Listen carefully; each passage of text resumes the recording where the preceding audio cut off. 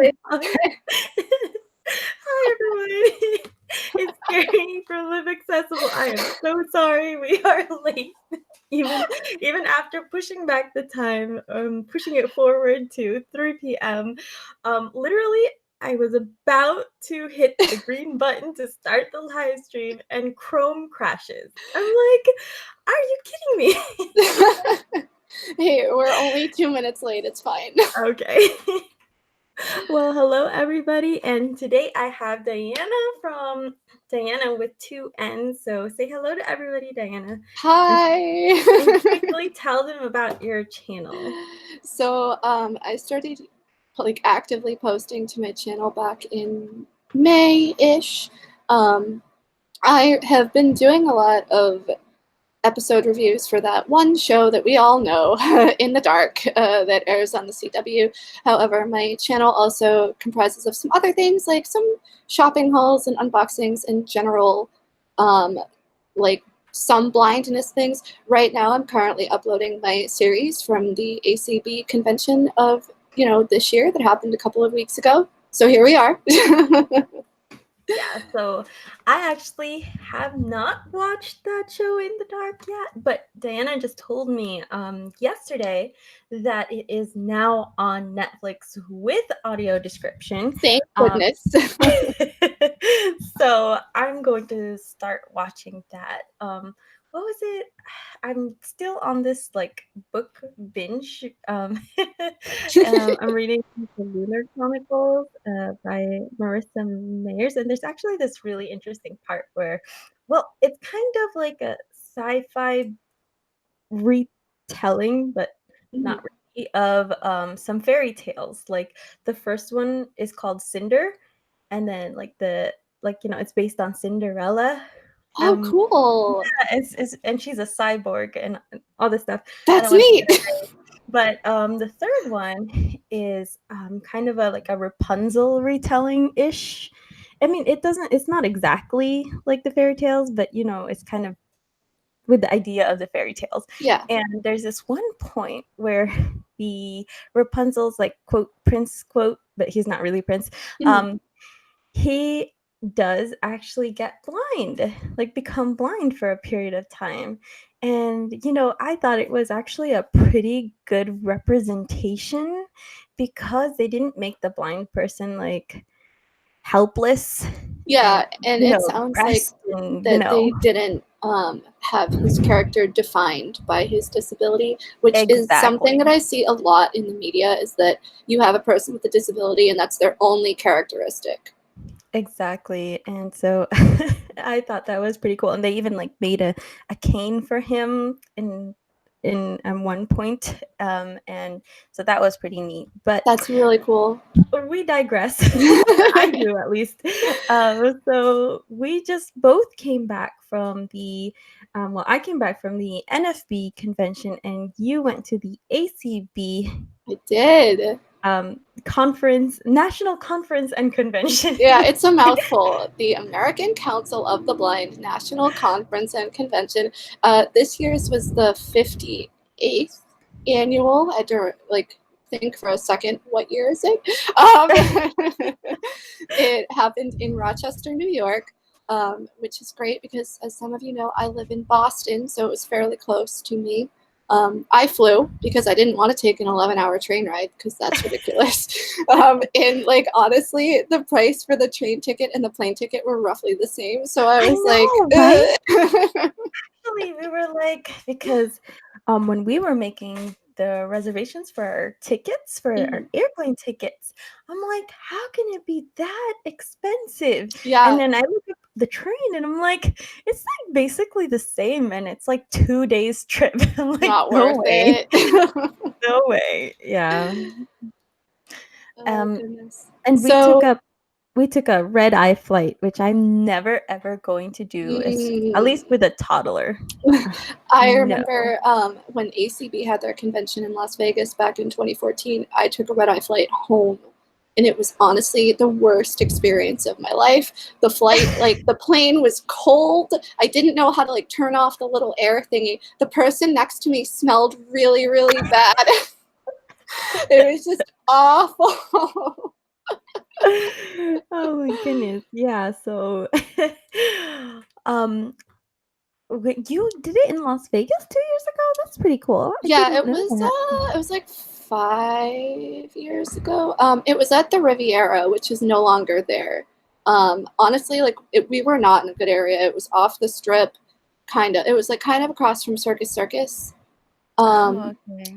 but Like like I know that where that is, yeah. yeah, right. Like Yeah. anybody knows where that is. It was so I had gone to the Bellagio one night with a few people, and it was like far, like from everything basically where we were staying compared to actual Vegas Strip fun times. But you guys had it at the Mandalay Bay, and I was talking to another friend of mine who attended, and he said that the hotel was a nightmare to navigate. Really? That one too? I I think it's just Las Vegas. Yeah. Well, so Yeah. like I saw the live stream that you and Pablo did, Uh-huh. and you were talking about how big the Mandalay Bay was, Yes. right? Yeah. And like I mean, we didn't even go to the majority of the hotel. We went from our room on the 15th floor all the way down to the lobby through the casino because you have to go through the casino to do anything Yeah, because they that's want you Las to spend Vegas. their money your money. And then we have to go through the mad expensive restaurant area Mm, and through that and down to the convention center. yikes. Yeah, and especially because I had to go back and forth because I had to pick up little Pablo and I had to get things that we kept forgetting. And then, Hmm. yeah, and then lunch and snacks and yeah, Yeah, it was a lot of walking, yeah. but we So did it, we like had it at two hotels that were both connected to the convention center. And so I was staying at the Hyatt Regency, and um, a few other people were staying, at the Riverside, which it used to be a Radisson, but now it's not. And it was so much easier to get to the convention center from the Riverside because you just got off on their second floor and you walked like straight basically, and you just went through a door and you were like in the convention center. Whereas like going from the Hyatt, you had to go over the like river and through the woods basically to do anything. Like you had to go down to the lobby, walk all the way to the other end of the lobby, and then go like that. You had to take an escalator up, and then at least one escalator down, depending on where you were trying to go. So like to get to the ground level to like go outside, you had to take two escalators down, and it was long and confusing. So I just would go outside. I'd go out of the ground entrance from the hotel, which is where like the Starbucks was, and turn left and then just walk like cross one street and I'd be right there at the convention center, and it was way easier than dealing with all the other nonsense. That's really funny because, like, actually, there were a lot of people who walked outside instead of Yep. going to the casino for Las Vegas too. So sometimes outside is better, except that sometimes I was like, oh my gosh, do I really want to go in Mhm. 110-degree weather or should I brave the darkness? Oh, and you were in a dry heat too because you were in Las Yeah. Vegas. So it was even Hmm. worse. Exactly. And but before we continue, I want to ask you a question. If you could sum up the whole week or the whole convention in one sentence, how would you do that? I would say that the okay, that's a good question. I There put you were on the there was spot there. so many things happening 24/7. Like honestly, I would say that it was empowering but also really busy, and you really needed to keep yourself in check.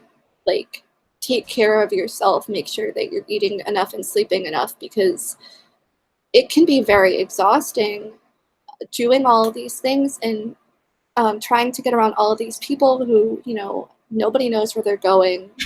And it's just like complete utter chaos. But honestly, this was my fifth national convention, and I love them. Like, it's just so much fun. There's so many things to do and see and learn. And I always come back with more information and with more contacts and friends than I have the previous year. That's so cool. I think for me, because this was my first convention of any sort related to being blind and visually impaired, and having, oh gosh, over 3,000 people around me that were blind and visually impaired. It's like, we always tell people sometimes, like, they don't know how we feel. They don't know, they don't understand us, but it's like 3,000 people that, that get it, and that, are going through similar things. And that just feels really empowering and encouraging at the same time. I agree. And it's really cool to see, especially like I mean, I think that as somebody who's visually impaired, I do rely a lot on the vision that I do have. Oh, me too, trust me. And like seeing people that are totally blind, like just navigate this massive hotel that I don't even know how to really get around. And like they're going to Starbucks and they're going here, and I'm like, it's just really empowering feeling. Like, if they can do that, I think that we can do so much more than what we think we can. I agree. And so one thing that I think differs from both conventions is that ACB contracts out sighted volunteers, who most of them are, pretty much all of them actually, are milling around the hotels and convention center. Just like if you are completely unsure where you're going, and if your like IRA agent doesn't know where you're going, then you can usually find a volunteer, or they'll find you. And some of them are more helpful than others in that I've encountered a couple that were too helpful. Like sighted people can be sometimes. I was literally going somewhere with my boyfriend and another friend of ours, and so he and I are hypartial, and our other friend is completely blind. So we were walking and giving her a sighted guide and whatever, and so a volunteer had approached us and identified themselves as a volunteer and asked if we needed any assistance. And we knew exactly where we were going. So we were like, no, thank you. We're good. And she was like, are you absolutely sure? And we were like, yes. And she just kept asking. And we were like, please leave us alone. Oh, goodness. Well, I have something to say about that before. But before, I want to just jump into some of the comments here. Let's see. The Greg from the Blind Guy Show is here, and he says, hello. And there is let me see. Blind Boomerang. Oh, okay. Rita is here. She says hello to everybody. There is Ariana Malik. I'm sorry if I butchered your last name. Sounds right. They said hi. And Blind Toes. There he goes again. He says, sorry, Carrie, can't help but wiggling my toes. I'm trying to make you laugh. So much fun. Well, thank you everybody for joining us. And I want to know if you guys have ever been to either an ACB or NFB, or I don't know, does AFB have a national convention or something? I don't think, the only conventions I know of are the two that we went to, and there's Top Dog, which is for guide dog users mainly. Say that again. Top Dog. Yep. Oh, Top Dog. I like that name. Yeah. I didn't know they had that convention. Okay. Yeah, I don't know how long it's been going on, but I have a friend who went to this past year's Top Dog. I believe it was in the Carolinas. And it would be. Yeah, and so she said it was a lot of fun. It's a lot of guide dog users, and they have been starting to have more people with other service dogs attend as well, which I think is great, because sometimes I feel like there's a disconnect between guide dog users and people who have service dogs for other reasons. So I don't know. I just want everybody to get along. Really? I don't know. Is there? I guess I never really experienced that. At least from my end. I mean, I guess there's always the cane versus dog. Yeah. I was a guide dog handler for a short period of time, but there are definitely pros and cons to both a guide dog and a cane. And personally, I had brought her to conventions in the past, and if I got another dog, which I'm probably going to get one at some point later, I don't think I would bring my dog to a national convention. Oh, really? Why? Just because I know a few people who do this where they have their guide dog and they give their dog the week of convention off, basically, just because it is very stressful for the dogs. There are so many things happening. They're in a new environment. There are canes, like they get whacked with the canes. There are other dogs. Some of them, you know, are aggressive. Some of the handlers don't like handle their dogs as well as they probably should. Like they let their dog wander to the end of the leash and sniff and get into things. You know, you see people from all different walks of life.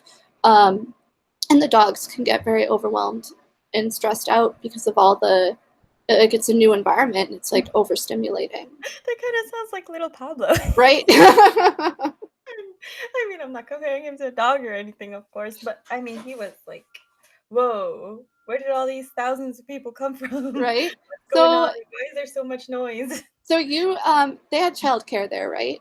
For the kids?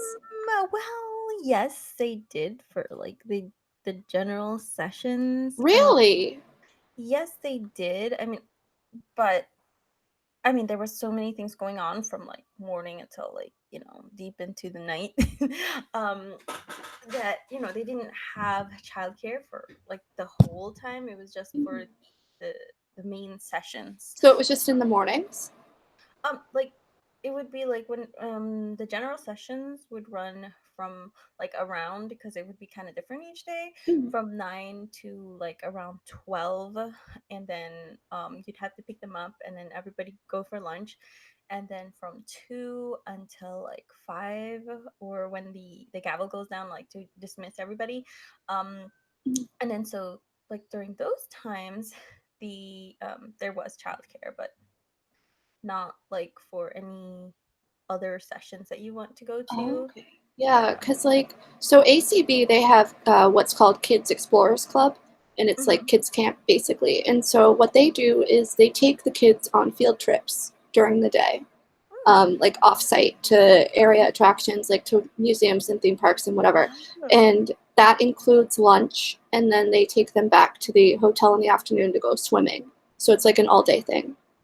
Oh, well, I mean, I don't know. I think they do a lot more stuff for like the older kids, but I don't think they do that with like, no, because he's only 2.5. Oh yeah, he is very young. Yeah, that makes sense. So I'm not sure how, you know, how it works with the older kids. And if you hear a garbage truck, sorry guys, yeah, it just happens to pass by when I'm doing a live stream. And so everybody's saying that they have not been to a convention. Chloe says there is definitely a huge disconnect between guide dog users and other SD handlers. Oh, service dog handlers. Yeah. Okay. And Greg says it would probably be too overwhelming for me. Seriously, overload. Sensory overload. Sensory. Yeah. Yeah, I mean, honestly, like, convention, like, it's a lot. It's exhausting. I'm not gonna lie. Like, I love going to them, but dang, like, I felt like when I got home, I needed to hibernate for 2 weeks. What was your favorite part? Like, I really liked going into the exhibit hall. Oh yeah. And so ACB also has a lot of offsite things that you can sign up for, like tours. So one of the days we had gone to, and this is a preview for a video that I'm going to be uploading at some point later as part of my series, but one of the days we had gone to Laughing Gull Chocolates. It's like a chocolate shop, and they also have classes in how to make chocolate. So we got to make our own truffles, and it was so good. It was so great. And the company is owned by 3 women, and they take their children with them to their work. Like, we were in the room where the kids would be, like, for their little daycare, although the kids were not there that day. And it was just so amazing being able to hear their story and to go and learn how to make truffles, and then to support them, because, you know, of course I bought chocolate. Like, who doesn't love chocolate? And there was another day. Not just Yeah, no, I know there are some people out there who don't like chocolate, and that's okay. You do you. But like, honestly, I liked getting out of the hotel, even on my own. Like, I had taken a walk with my boyfriend one day. We weren't doing anything, and we took a walk to a nearby park because it was really nice out. And like, there were so many places around outside of the hotel to eat. So it was just great to be able to take a break every once in a while away from the chaos of convention. But I definitely loved going to the exhibit hall.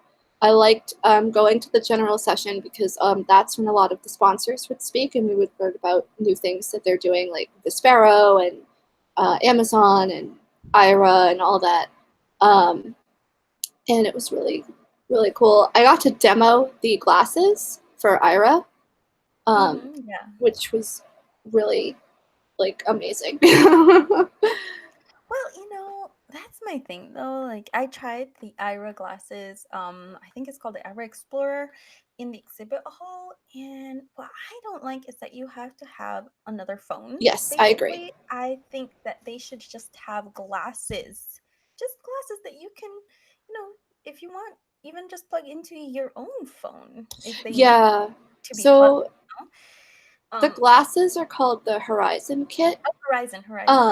And apparently they used to have glasses that you could plug into your, like, pair with your own phone, but the lenses on the glasses didn't have the 120-degree field of view, and the glasses were a lot heavier and bulkier, which is why they moved to their own design. But I heard rumors from a few people, because I'm in an explorers group on Facebook, that they may be working with Bose in the future to put a camera in the Bose frames glasses. They are. Like, I saw Okay. an article about it, and they did mention it in the convention that they are partnering with them. But I mean, I hope.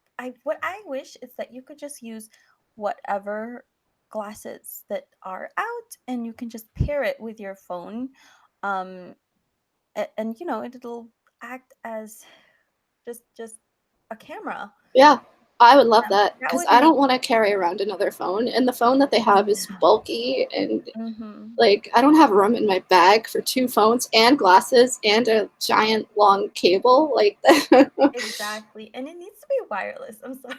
yeah. Can it please be wireless? I mean, the wire is just okay. So you already have something on your face. You don't need like this wire to. Well, that's just my opinion anyway. I agree. Oh, a friend of mine is in the chat, actually, and she said the thing about the old glasses, too, was that the battery life was far shorter. So I guess that with the new Ira glasses that they have, that they extended the battery life to be able to last a lot longer. Yeah, but the battery is comes from the phone. The phone, exactly. This is another thing that, like, okay, if I think that they should have the glasses and have some kind of cable if you need to a battery, not to another separate device, because batteries tend to be smaller, or, like, you know, you can have like whatever USB battery. Yeah, that's just a that's just a customer complaint. No, I completely agree, and you're not the first person to say that, trust me. So so what was your favorite Audrey part? Sims here. Oh my goodness, chocolate. Oh, chocolate. What is this? ACB sound and more organized. ECB? I think they mean. I think they mean ACB.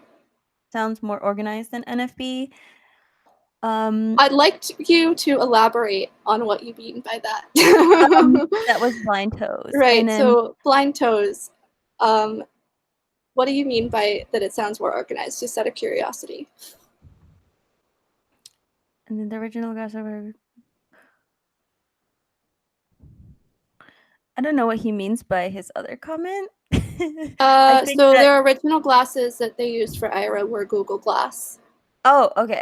Yeah. I think that's just I think that a wrong dictation or something. I completely agree.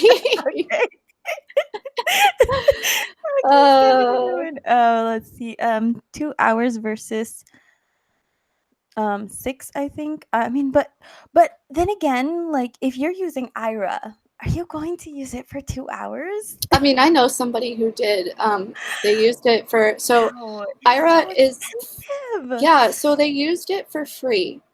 So in Um, Massachusetts, our public transit system is a free access location with Ira, okay, as yeah, well as the that makes airports. sense. Yeah. And so I know somebody who did use it, like, in the free access zone. So it Okay. wasn't going against their minutes for like an hour and a half to 2 hours, just walking around the airport with an agent, like, which is cool, but like, that's a long time. So like NFB was a free access point. Was ACB? Oh yeah, Okay. so they had an issue with their push notifications. I woke up one night, or one morning, to like 25 notifications from Ira telling me that I was in a free access location. Oh gosh, yeah. And okay, so I did want to say something about like NFB and like the whole like organization. Mhm, So I think that part of the difference is, and I mean, I'm not going to sit here and like I mean, I don't want to argue. I'm just going to like see my observations because I'm not a member of either one of the organizations, mhm. and I would kind of tend to be like, I'm for both of you Yeah, because and there are people who are for both. I know people who are yeah. members of both. Yeah, exactly. So I'm kind of more that way, but just like an observation, it's like NFB kind of wants and advocates or promotes, encourages, whatever you want to call it, independence, more independence on your part. So I think that's why they don't hire sighted volunteers Mhm. because they or not hire, but have sighted volunteers because Right. they kind of want you to figure it out. And the thing is that there were so many people that were figuring it out, and I'm like, and so I mean, you can is the like the whole idea. Even at the airport. Well, Pablo was a scholarship finalist, so he had a mentor each day, Hmm. which was usually somebody that was in the leadership of NFB, like a president or like a delegate or something. And so there was one mentor that he had that actually was like totally blind, and he'd navigate the like whole air the airport by himself without going through the whole like um Meet and assist. yeah, there you go. And I mean, I wouldn't do that because I personally wouldn't. I mean, I have enough vision where I can figure it out on my own if I have to, but Mhm. the airport process gives me anxiety. Yeah. So I would much rather just be like, can you please help me, kind airport person? Exactly. And but the thing that what I like is that NFB advocates that you have a choice. Hmm. I don't know what ACB is because I don't know, but Yeah, like the honestly, I thought so. Like, I would have much rather figured it out on my own, to be honest. Like, in terms of the convention and the hotel layouts, it wasn't that difficult. mhm. Um, but I I don't know. Like, I'm not saying anything bad for either because the volunteers were totally optional. Like, sometimes, yeah, okay, Chloe, my friend, she was just saying sometimes they were used as a crutch of sorts. If she was at the ACB convention, and volunteers will approach you and ask if you need assistance, and some of them won't take no for an answer sometimes. But they do. I feel like they do also advocate for similar things that NFB does, except a lot of ACB's members are older, like they're seniors, and it's not only like the lack of vision, but also like some people don't have as good orientation and mobility skills, Mhm. um, which is totally fine. So like they have the option of asking a person, an actual like physical person next to them or something, Yeah. instead of calling Ira or trying to figure it out on their own, because it can be daunting, especially when there are things happening, you know, literally 24/7 that you have to run to and from the next thing. Oh yeah. I mean, like, let me tell you, like, I kind of wish that there was like some sighted volunteers because I'm like, okay, so we finally get to the convention center, and now like we have to go to South Pacific Ballroom AB. Like, Mhm. where in the world is that? And then like, you yell out. You mean like there's all people walking everywhere, and we're not shy. We just say, "Hey, do you know where this is?" And they're like, "I don't know. I'm trying to find it too." So there'd be like this line, this group of like 5 people, like, "Where is this? Where is that?" And which I think is kind of fun at one point and frustrating at the same time. And then, but at the same time, they also had for like the general sessions, they had marshals. So it'd be blind people saying that general sessions this way, like, and then there'd be like a line. You just follow the line of voices until you get to the door, and then um, usually, not Yeah. always, usually there was a person at the door, convention center right here, or something like that. So, or like that, I mean, general session right in through the door. So I kind of liked that, but at the same time, that was only for the main sessions. When you had to Yeah. find like a smaller group, like there was like presentations from Zoom Text and Despero, and then there was like an Uber meeting, and then there was like a Braille um, book fair, and you know there weren't marshals for those Right. things. And I'm like, okay, is it in this room? And you just yell into the room, hey, what room number is this? So I mean, it was like kind of fun and an interesting experience, but at the same time, it's like, can somebody please make like a tactile map with Braille, or just Right. a print map of this convention center, Right, please? exactly. So Yeah. like a lot of my events that I did at the convention coincidentally ended up being in like similar areas or in the same room. Um, like for some of the sessions and some of the like, funner things. Like Ira had a party and then there was like a trivia thing that I had gone to, and both of those things happened to be in the same room like one night after the other. So I knew fairly quickly where things were. And sometimes the signage outside of the rooms was big enough that I could see it. But, I'm just imagining like people just like stumbling and, everywhere and trying to like find where they're going. And some people don't ask, like even, another attendee, like, hey, where are you going? Do you know where this is? Like I've done that in the past. If I'm not sure where a room Mhm. is, I'll find another attendee and I'm like, hey, have you been to this room? Do you know where Yeah. it is? Yeah, exactly. And also, like, one thing I do want to mention is that they did have hotel staff, or I don't exactly know what their position was in the hotel, that was in the convention center, so you could ask them. But when you're blind, it's not always easy to find those Right. people. Exactly. But once you do, like, they'll tell you or help you there. Oh, you know what? They did actually have some volunteers, but it was really cute. Well, okay, but they were actually like kids from some kind of school. I really don't know what school, but they were like middle schoolers. And so like they were sighted, and they'd be like, "Oh, do you need help? Do you That's can Is there something that adorable. I can help you with?" And I was like, that's really nice, and I wish I needed help, because they kind of want to feel like they're helping. Right. And so but at the same time, I'm like, no, no, we don't need help, we know where we're going. Thank you. Yeah, ACB has some younger volunteers too that are usually in like high school or college, but the majority of them are adults from like they're like actually from a Yeah. Jehovah's Witness Oh, organization. really? Yeah. I don't know where this was from, but they were actually, they were not in high school, they were like middle school. That's so cute. Yeah. So it was but that was what I noticed, is they were only there for like the days that were like nearing the end of the convention. So that's when I was like, oh, okay, I know kind of where I'm going. So I'm like, why weren't you here before? Right. Maybe they were only there at that time because everything was winding down. Like, I don't know. Oh my goodness. The blind leading the blind at those conventions, exactly, yeah. And it is a lot of fun because you do end up where you have to go. Even sometimes you're late. Sometimes you are late. Sometimes you miss something.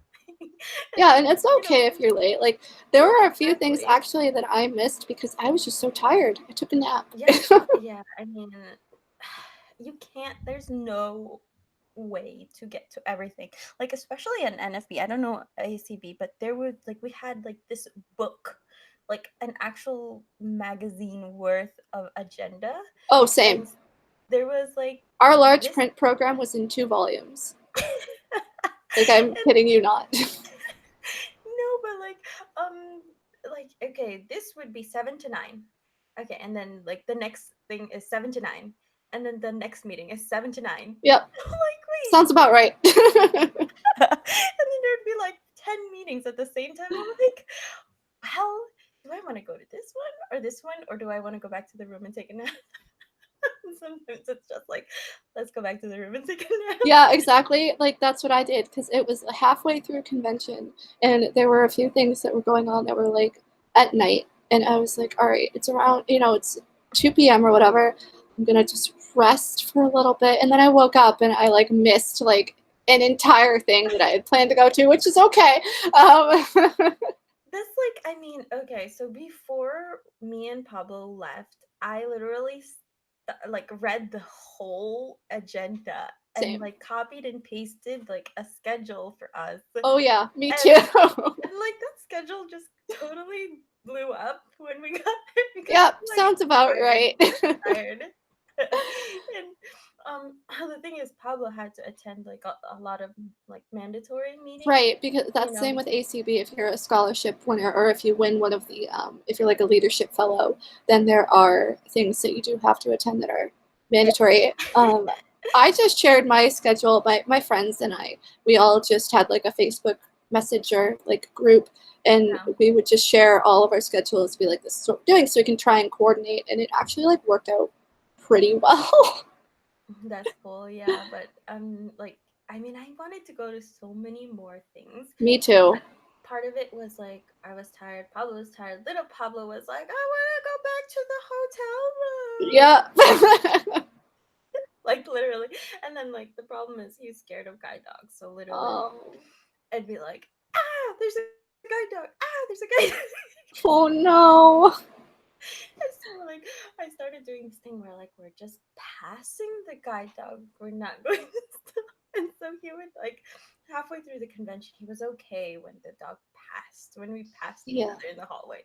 But if we stop or if the dog stops, then he'll like go crazy. And Well, like I mean, that's all you could do was expose him a little more to dogs. And then hopefully, if you guys go to another convention in the future, maybe he'll, he won't be as I scared. I don't thought know. about like taking him to a pet store and like or somewhere where or somebody who has a puppy. I Uh need to huh. find somebody who has like a tiny puppy, that little Pablo.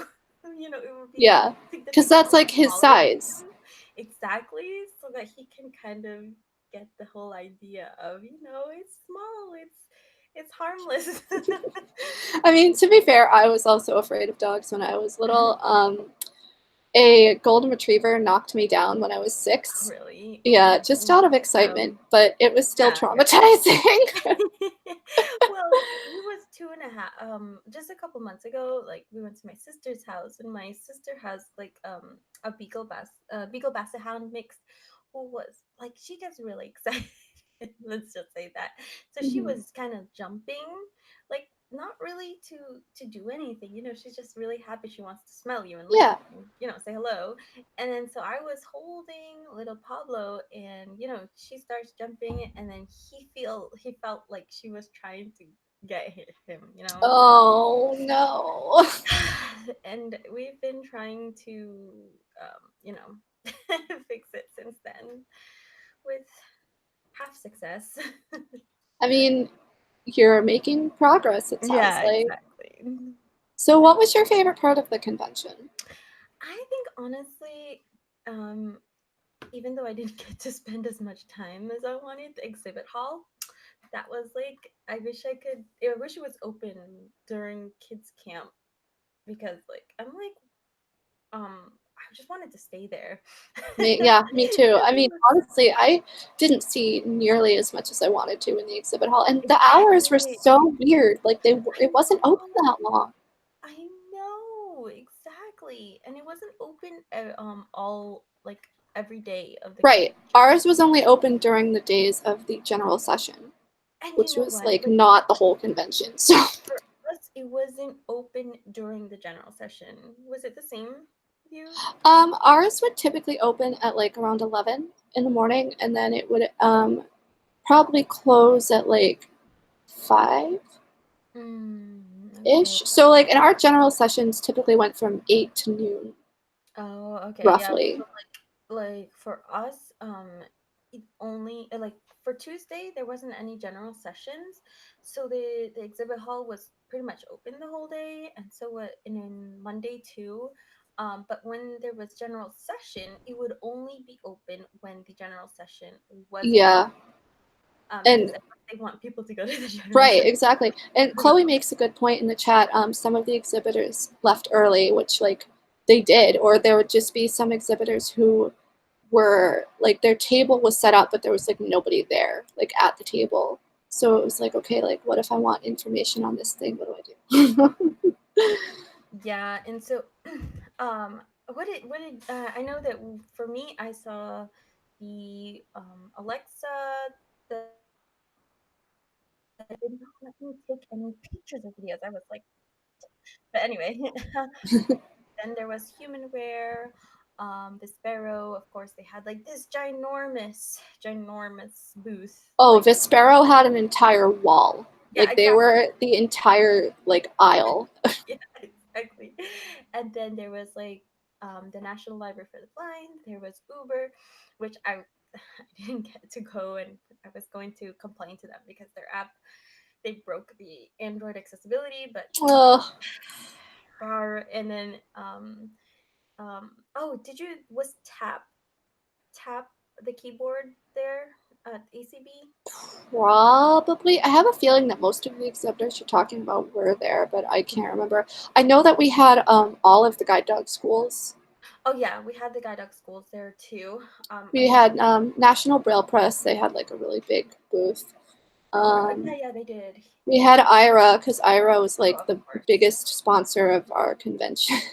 Oh yeah, and uh, oh, like Pablo's first time using Ira, and that was a lot of fun.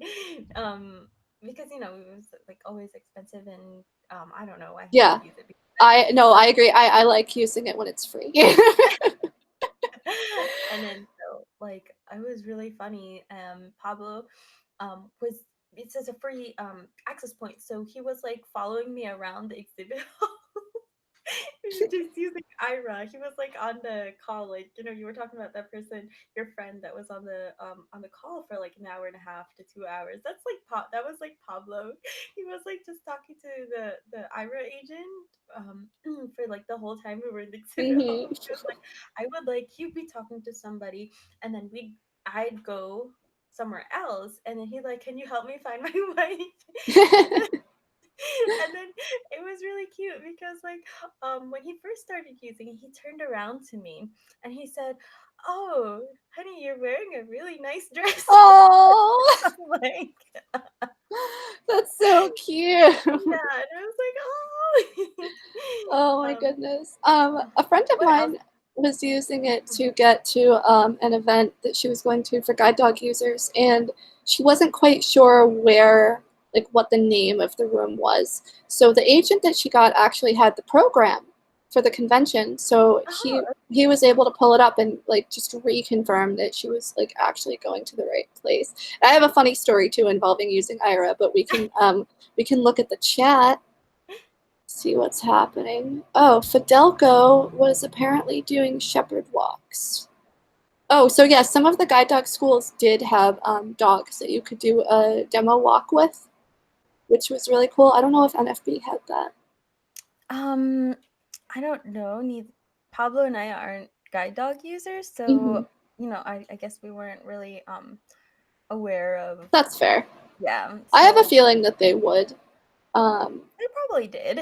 Because, like, honestly, but bringing a dog in training to convention is, like, the best, like, training for them, in my Really, yeah. opinion. I guess so, yeah. Really, you know, when you plunge in, Yeah. just dive right in, yeah, into the chaos. What else? Oh, what else did you see at convention? I can't. Oh, there was this like mad expensive like printer, embosser You slash were talking about tactile that. thing. And I'm kind of really upset.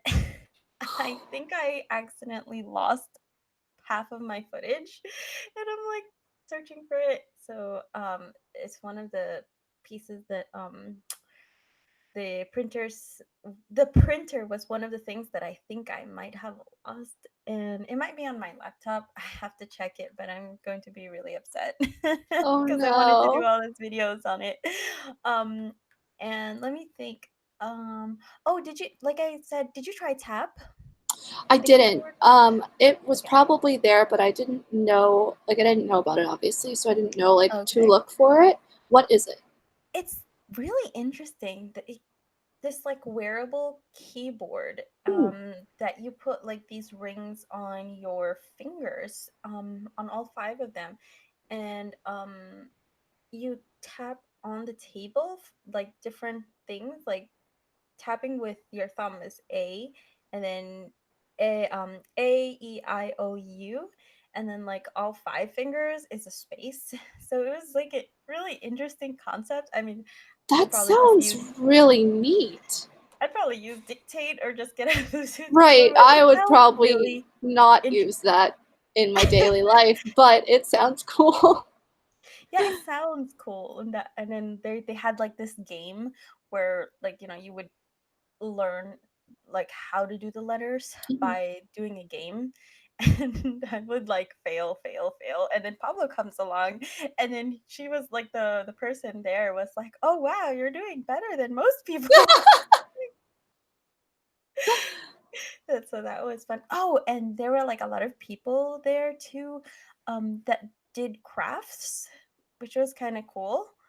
Yeah, Um, we had some exhibitors who did crafts, and also ACB has a separate marketplace that they usually have outside of the general session that's like not in the exhibit hall, and that's typically where they showcase a lot of the more, like, you know, the crafty things that people yeah, make. they had a crafters corner marketplace in NFB, but I didn't get to go. Oh, I actually found right next to me this thing that I got. Oh, if I can hold it, from the marketplace. Let me see. Um, it is a little tiny turtle made out of kawa wood. I'm not quite sure if you can hear. I'm holding it so the Oh, there it contrast goes. is better. It's on a pendant, and it has a plumeria flower carved into it. And it's in the shape of a little sea turtle, and it's on a black cord pendant. It was made by a man from Hawaii who is, I can't remember if he's low vision or completely blind, but it was really pretty, and I liked it, so I bought it. That's so cool. They also make keychains and earrings out of all different shapes. Like they had a ukulele that had little strings on it, and Oh, other that sounds things. They were cute. very crafty. Oh my goodness. Oh, hold on. You talk to them and tell them something. I'm gonna find something that I got from one of the crafters. Oh, good. Okay.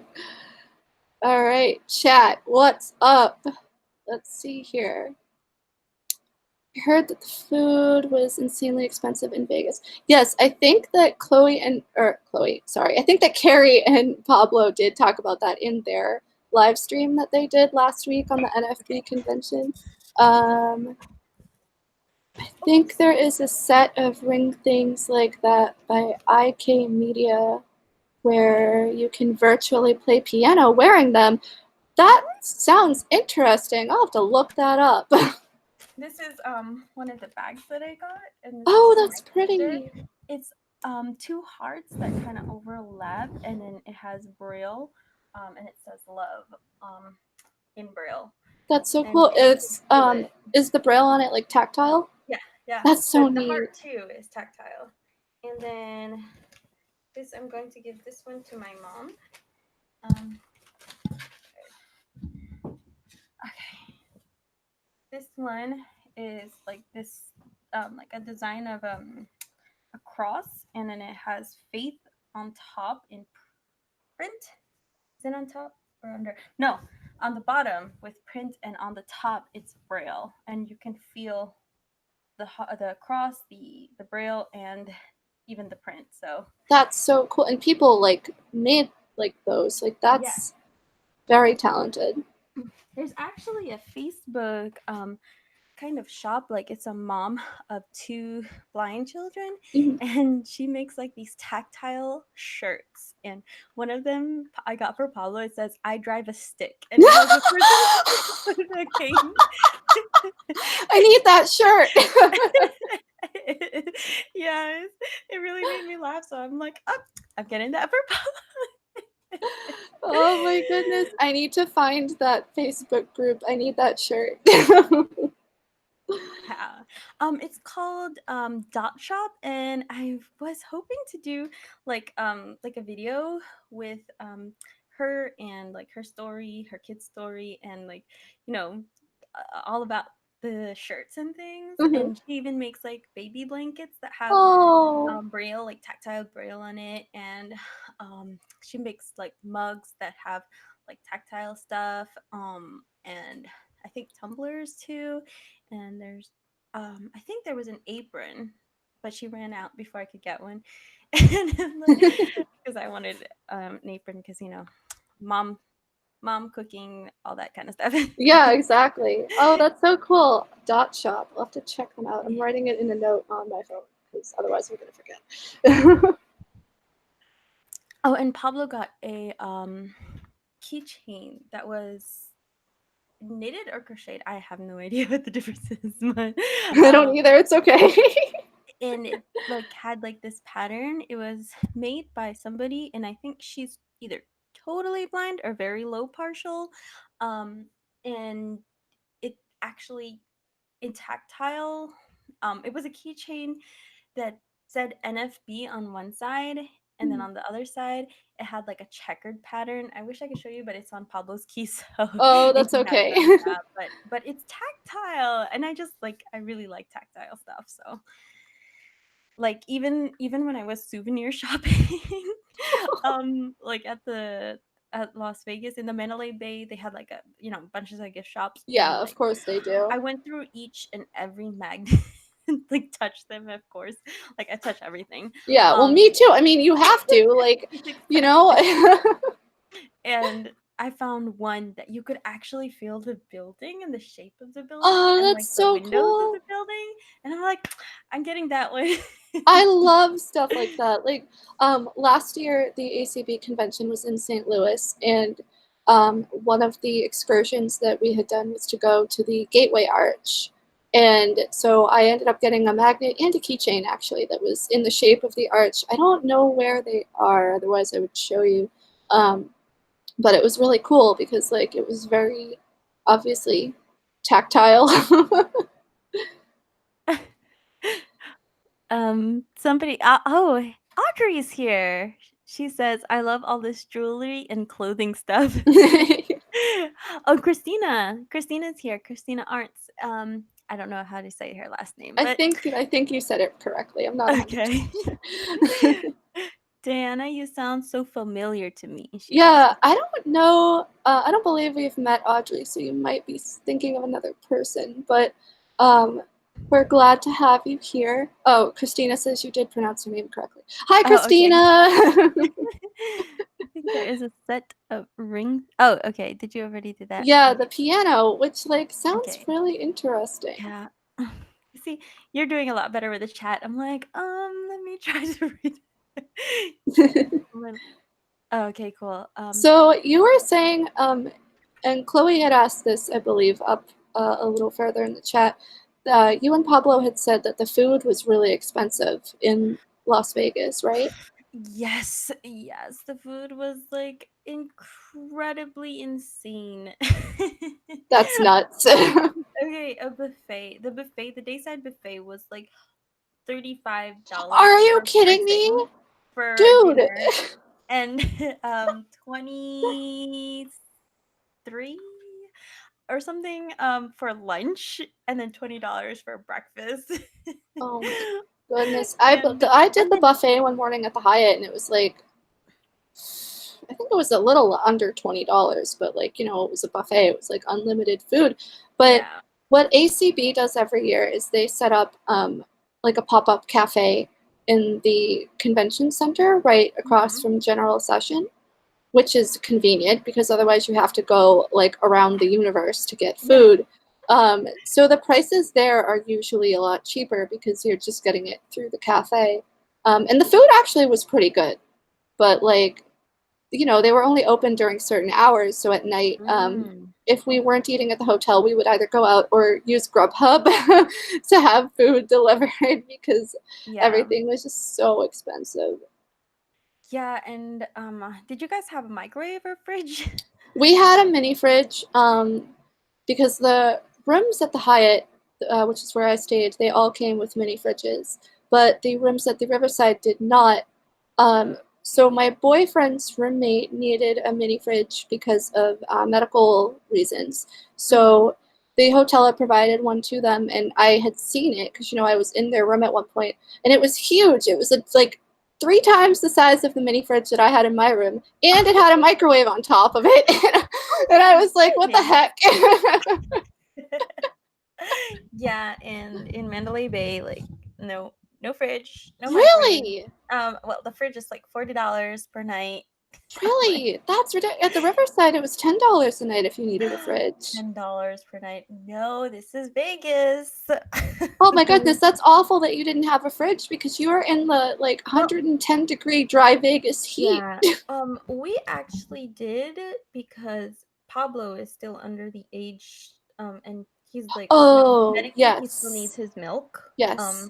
So we were able to That's get, good. yeah, medically. So yeah, we were able to do that, and so we actually used Shipped, which is kind of like Instacart, and like Yep. ordered I've heard of groceries. Shipped. Oh, I used Um, Instacart too. I loved it. And actually, the first night that I got there, I went to Wegmans because there was a Wegmans nearby. And then partway through the week, we needed more water and like some like light things for breakfast. So I just made an Instacart order, and I was out at the time that the Instacart guy showed up to the hotel. So he just left it at the front desk, and then my oh, boyfriend was actually nice enough. He got my Instacart order and brought it up to my room for me. that's not anything like Mandalay Bay. Like you have to go out.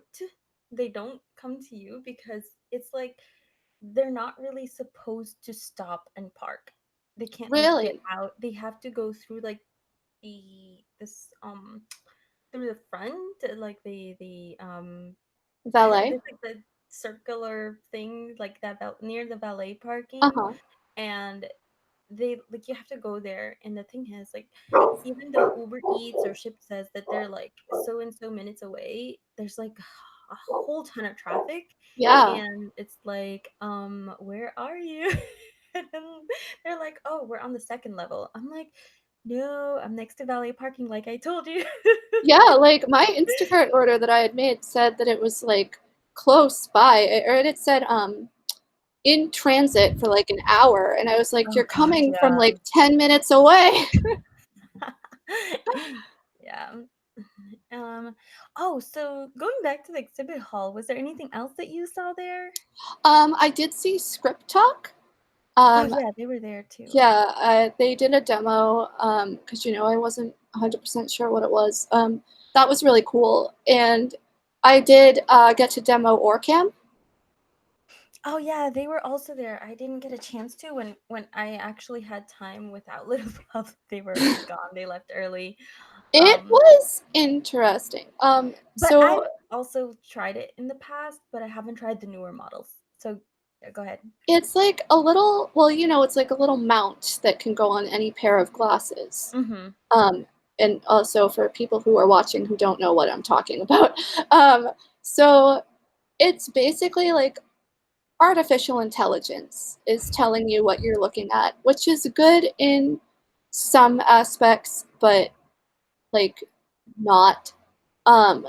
So I couldn't. There are certain hand gestures that you have to do to, or like not have to, but that are recommended, I guess. Like if you're um, staring at something and you hold your pointer finger up like you're pointing at something that you're looking at, Orcam will know to read that. And to get it to stop, you hold your hand out with your fingers splayed like the stop motion, but it wasn't working for me for some reason. So like I couldn't get it to stop talking. But it was very interesting. I'm not sure how much it is, but I heard that it's very pricey for the little mount. Yeah, well, the thing is, all this technology is crazy. I tried the Yes. e-site, and it's like retails for like 5,500, Yeah, and I I'm think thinking, Orcam is like about 6,000. I think they reduced the price. I'm not sure. I know during There's convention two they different, all usually have offers going on where you can yeah, get things for a discount. and there's two different models of the Orcam. There's the one that is just basically just OCR for reading, and Mhm. then another one that does like people and objects. Yeah, that was the one that I had tried, was the people and objects one. I think that they still have a way to go with their I agree. technology. Well, because it's artificial intelligence. I feel like Yeah, yeah. as a whole, like in general, artificial intelligence definitely has a way to go. Oh yeah, I mean even the Alexa over there, she's Yep. like doesn't understand me. I'm like, Nope. Amazon, well, her actual name, but Amazon, do this, and she's like, I didn't understand you. Right? And so I've noticed the last couple of days there must have been an update because her voice sounds very different than it had when I was using her, like, you know, prior to a couple of days ago. Like, she sounds like she's really sad. Really? Yeah. I don't know. I haven't heard her. And then my problem too is that we have three ALEXAs. I don't want to Uh-huh. say her name. I'm Um, actually gonna mute mine, right? Oh, she activated. Okay. sorry guys. And, we have three. One in the kitchen, and one in the living room, and one in our bedroom, and they're kind of close together. And I think part of it is also we have the baby monitor. Yeah, And so like they don't know which one I'm talking to, and then so like I'll be here in this in the kitchen, and then the one in the living room will start talking to me, and I'm like, oh no. no. But so did you was the Amazon booth at the exhibit hall? Um, I that's a good question. What I'm gonna do actually right now is go to the ACB convention website and see if I can pull up the list of exhibitors from this year because I feel like that would be important. I don't know if it's still up. Yeah, and then so Uh, I saw like the the Fire Stick? Fire Stick, and also like the Fire TV that they have. And actually, it was Prime Day just a couple of days ago, so we got a Fire TV stick that I want to do a video about eventually. And Oh, when you should. We actually just got one too. My mother yeah. ordered one. It was like $15 or something. Well, there was two different ones. There was the 4K one and then like the regular one, and I got the 4K one because Yeah. both of them were 50% off. Oh, and the Amazon Echo, the Echo Dot was like $20 or something, and I was That's like, dirt "Whoa, cheap. that's the cheapest that I've ever seen it." So Um, I want to do a video on that and like the accessibility on that, which is kind of it's good enough, I I guess. have heard mixed reviews. So I've never used a Fire Stick, but my boyfriend used to have one, and he's low vision, and Okay. so he said that he returned his and got a Roku, which is like the same Okay. thing basically, Mhm. because they have like the menus are more accessible, I guess. Well, I would love to like get a Roku and like kind of do a side by side comparison. Mhm. And I then have an there's Apple TV, but I have an older model. But like, yeah. I can use like because I have voiceover enabled on it, so I don't have to Mhm. stand like 2 inches from the TV and be like, "What am I looking at?" Yeah, but you know what my problem is with like the Apple TV and with the Fire TV stick? Like the menus are kind of confusing. Yeah. Because there's like a vertical menu of like vertical things that you can navigate through, and then like horizontal, painting like the horizontal menus, and then so it's Yeah, so like with the Apple TV, everything is on a grid, like all of the icons and everything. But like if you go into yeah, certain, for most of it, but like if you go yeah, up, you can still go up and left and right, and so you sometimes when you are not looking and you don't know what part of the grid you are in, like you don't know if you're going to press up or down unless you're familiar with it. right, exactly. So you really need to know what you're doing. um, okay, Oh, the Amanda's blind guy here. show. Hi, So Amanda. blind guy show. Wegmans, you must be from New York. I'm actually from Massachusetts. We have Wegmans here though. But I didn't know when I went to New York that like that was where Wegmans started. I believe it was actually in Rochester too that like they have like the giant one. I could be wrong though. I mean, I assume that's a grocery store. Yes, Wegmans is a grocery store. It's like, do you have Whole Foods? Yeah.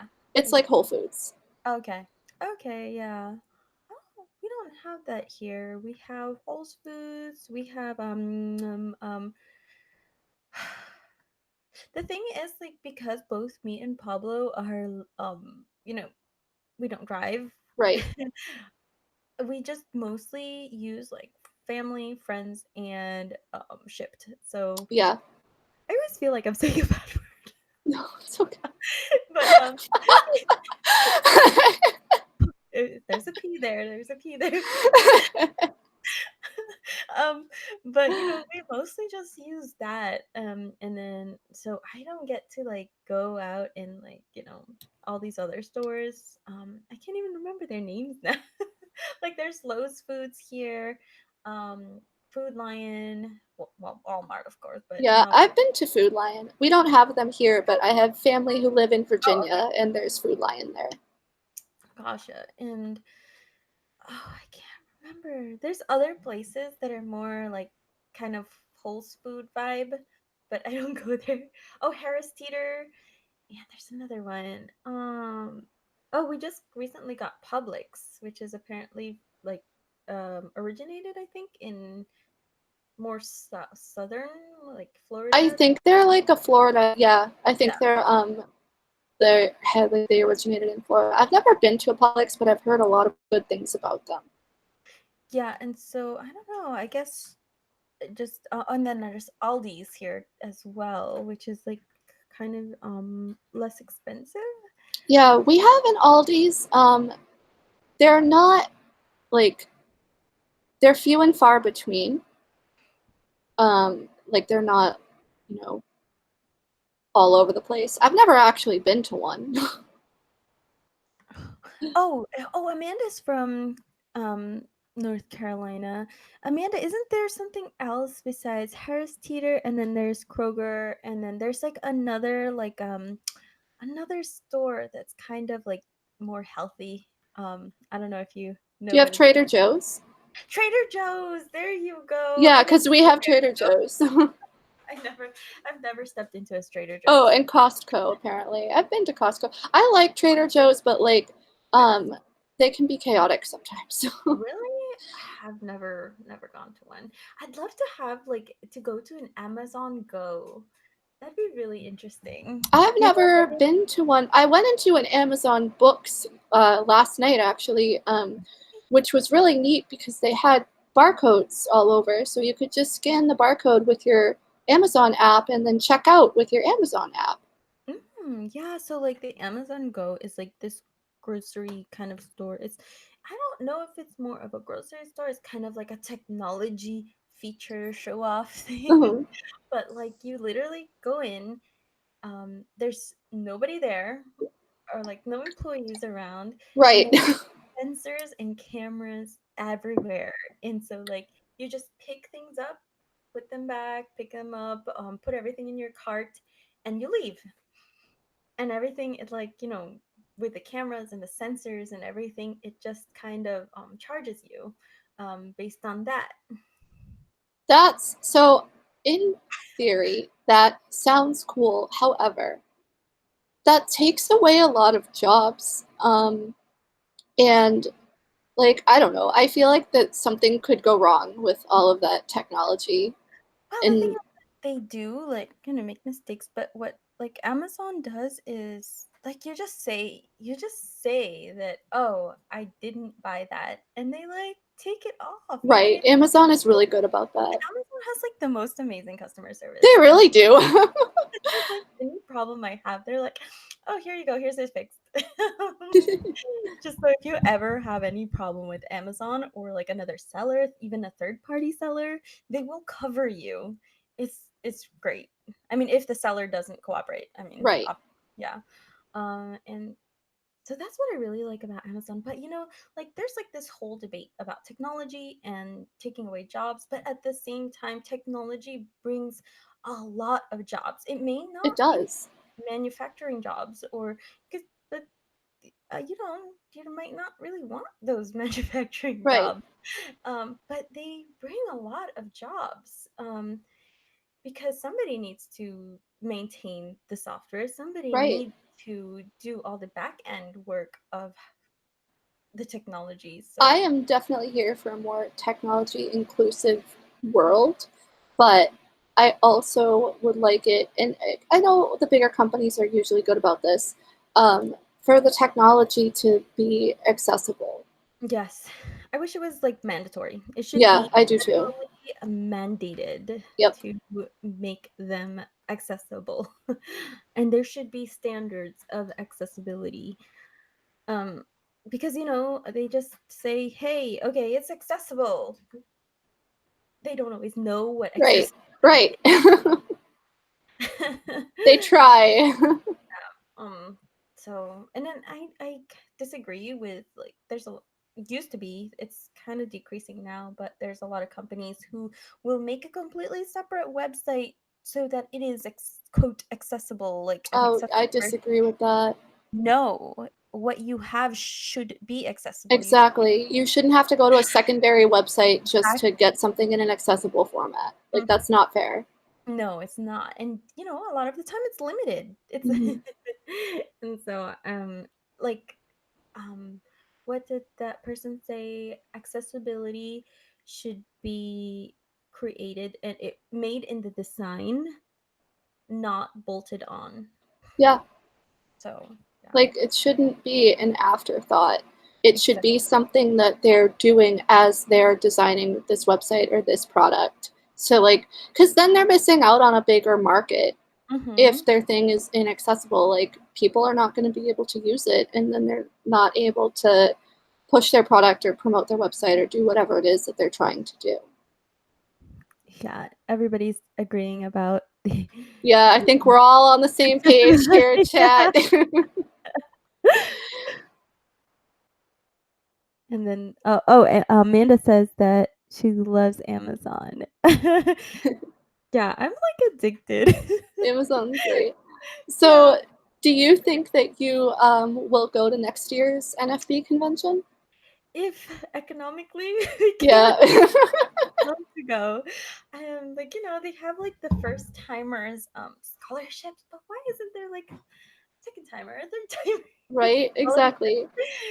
I mean, it was just such an experience. And the speeches, especially like I loved President Rico Bona's like banquet speech, which was like the closing speech. Mhm. It was like just really, really empowering. And um once they post it, I want to like share that to everybody, and I think like everybody should hear it.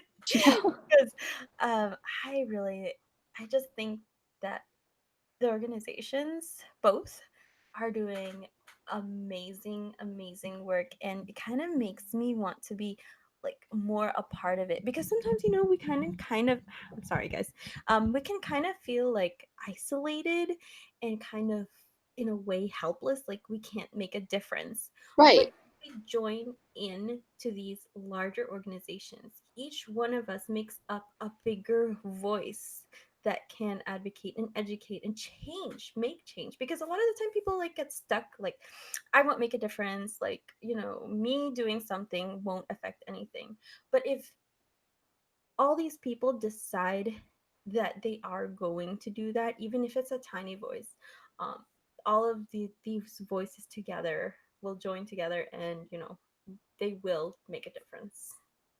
Yeah, and what I like too is that the organizations are both working together more on a lot of initiatives instead of like ACB doing one thing and NFB doing the other. I feel like that they're starting to collaborate more on certain, things that they want to try and bring to light. And Mm-hmm. I like, I don't know, I think that everybody should at least look into the organizations. You don't have to join, but like you can see what their mission statement is, or see if there's a meeting for a chapter near you or something that you would like to attend to learn more about like what it is that these organizations do, because they are empowering, and it is great to have somewhere to go where you are in the same boat as like the other members. Like everybody here is blind or low vision, and we're all going through the same thing for the most part, and we're all trying to advocate for the same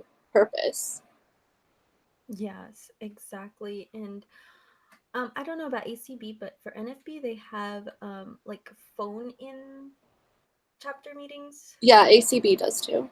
Okay, yeah. So you could join one of those, and I just think that whatever we do, each person does make a difference. I agree. And plus, like, both organizations have affiliates that are geared toward anybody. Like ACB has chapters for families, for guide dog users, for people who are LGBT, for low vision. So even if you don't want to join your local or state affiliate, like if you are interested in the organization and you find this group of people that you identify with or that you want to, be more involved with, you have that, and you have another outlet of like a resource that you can go to if you need somebody that you want to talk to, or if you're having trouble with something. Like I guarantee you that there's somebody out there who knows exactly what you're going through, and you can tap into that. Yes, absolutely. And I know that NFB also has like so many other like parents groups. There's like the Bell Academy just for kids, and then they have like Christian groups, Jewish groups, they have um Muslim groups, they have all these different national. Oh, they even have like a Hispanic group, women's groups, men's groups, like all these groups. So Yeah, ACB has like multicultural exactly. affairs and women's concerns and things like that. So, I mean, find something that resonates with you, and you can join it or just benefit from it somehow. Connect with other people, because a lot of the time we can really feel isolated, and that just goes one step to combating that, so that you don't feel like you're alone, because you're not. Exactly. You're not. Like, there are literally so many people out here who are willing, like, who want to talk to you and be friends with you. And, like, who knows? Like, maybe you have a lot in common. Maybe you have the same eye condition or whatever. Like, just don't feel like you're off on an island by yourself, because you're not. Yes, and so I have got to go. Yeah, I do too. But this was really great talking to you, and talking about the two conventions, and they seem pretty similar. And just everybody, for everybody out there, I would definitely, if you haven't gone to any of the conventions, look up the first timer scholarships. That would It's an experience that will really empower and encourage you. And I think that if you can, try to go to one of them. And even if you're unable to go to a national convention, I guarantee you that your state ACB or NFB affiliate has a state convention. Oh yes. And that is a great place to start out if Anything you, from you don't manifest. do national. Yeah, and it's cheaper and it's more convenient. Yes, because it's just in your state. Yep. All right. Well, thanks, Diana. Definitely check out her channel. I have her link down in the description. And thanks for everybody for joining us, and we'll see you in the next one. Yeah, thanks for having me, Carrie. I'm glad that we were able to collab on this. Okay. Awesome. All right. Bye. Bye.